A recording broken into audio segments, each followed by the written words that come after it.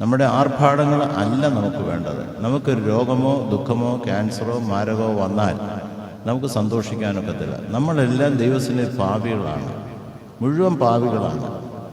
ഇപ്പം ഞാനും നിങ്ങൾ മരിച്ചാൽ നരകത്തിലേ പോത്തുള്ളൂ. നമ്മൾ രാവിലെ ചൊല്ലിയത് അങ്ങനെയാണ്, നരകം താനെന്നവകാശം നിന്നെ വിളിപ്പാൻ കഴിവന്യേ മൗനം ഹൃദയ ഞാൻ പോകും നീക്കുക കൃപയാലൻ പാവം.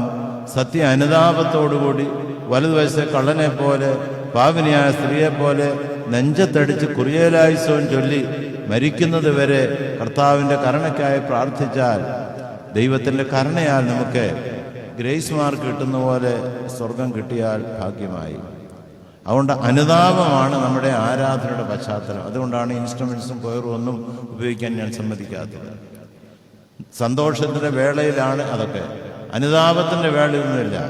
137 സങ്കീർത്തനത്തിൽ പറയുന്നുണ്ട്, നിന്റെ ദുഃഖം മറന്നിട്ട് നീ സന്തോഷിച്ചാൽ നിന്റെ കൈ വരണ്ടു പോകും, നിന്റെ തൊണ്ട വരണ്ടു പോകും. ഇപ്പോഴല്ല, നരകത്തിൽ ചെല്ലുമ്പോൾ. ലാസറിനെ, ദരിദ്രനായ ലാസറിനെ പരിഗണിക്കാഞ്ഞ ധനവാന്റെ തൊണ്ട വരേണ്ടത് അവിടെയാണ്, ഇവിടെയൊന്നുമല്ല.